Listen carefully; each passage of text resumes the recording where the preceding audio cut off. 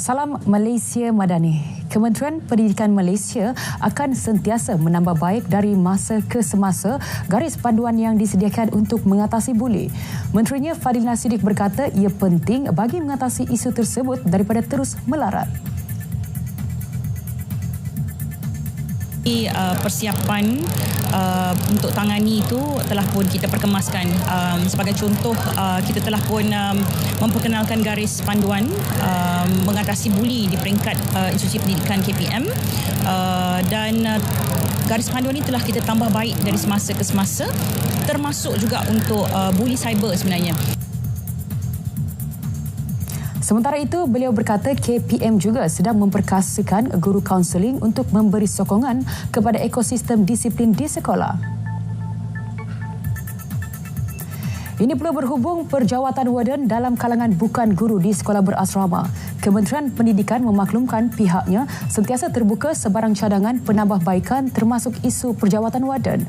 Menterinya Fadil Nasidik menjelaskan pelantikan warden daripada bukan guru perlu melihat kepada ekosistem sekolah dan asrama. Fadila mengulas cadangan beberapa pihak termasuk ibu bapa yang mahu kementerian itu tambah baik sistem perjawatan warden bagi menjamin keselamatan pelajar sekaligus meringankan beban guru. Seramai 130 anak yatim golongan asnaf dan kurang upaya terpilih seluruh Perlis disantuni dalam majlis iftar jama'i Yayasan Kebajikan Perlis baru-baru ini. Selain berbuka puasa di hotel, mereka turut menerima sumbangan duit raya. Menurut Ketua Pegawai Eksekutif YKP, Effendi Rajani Khan, majlis bertujuan meraihkan golongan ini supaya dapat bersama-sama merasai keindahan Ramadan dan memberi keceriaan kepada penerima dalam persiapan menyambut Aidilfitri. Sehingga kini, YPK telah menjalinkan kerjasama strategik dengan lebih 15 agensi kerajaan dan pertubuhan bukan kerajaan dalam usaha menyalurkan pelbagai bantuan kepada golongan memerlukan yang dilaksanakan secara berkala di seluruh negeri. Sementara itu, di Alurstar Kedah, 60 pelajar Maktab Mahmud dari keluarga kurang berkemampuan menerima sumbangan berupa wang tunai sempena majlis iftar jama'i Maktab berkenaan malam tadi. Sumbangan disampaikan oleh Yang di-Pertua Persatuan Alumni Maktab Mahmud, Dr. Zulkifli Muhammad.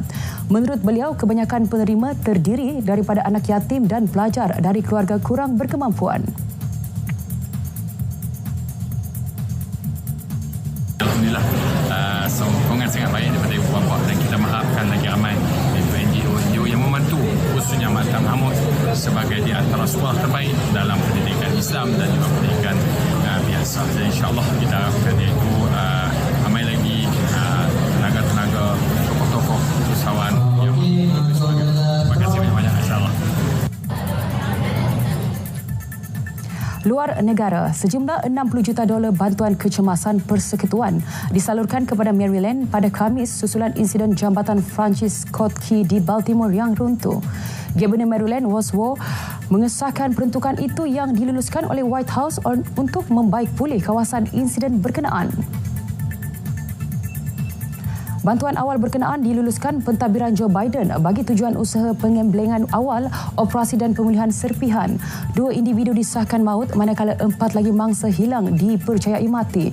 Sementara itu, Biden dijadualkan ke Baltimore bagi meninjau situasi insiden jambatan berkenaan pada minggu hadapan. Biden juga berkata menerusi peruntukan itu, kerajaannya akan cuba sedaya upaya dalam pembinaan semula jambatan itu yang dianggap penting kepada ekonomi dan perdagangan Amerika Syarikat.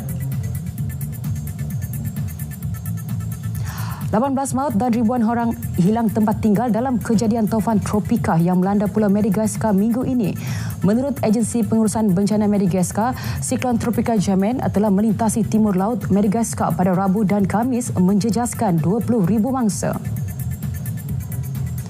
Germain mendarat di utara Vohemar di timur laut Madagaskar pada pagi Rabu. Ia mula meredah petang Khamis, namun hujan lebat mula melanda beberapa kawasan hingga menyebabkan banjir teruk.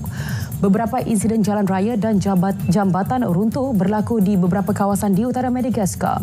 Taufan dan siklon Germain adalah yang pertama berlaku untuk tahun ini dalam musim taufan di ribut Madagaskar. Sekian berita semasa dari Sungai ke Segara, Palestin pasti merdeka. RTM, teman setia anda.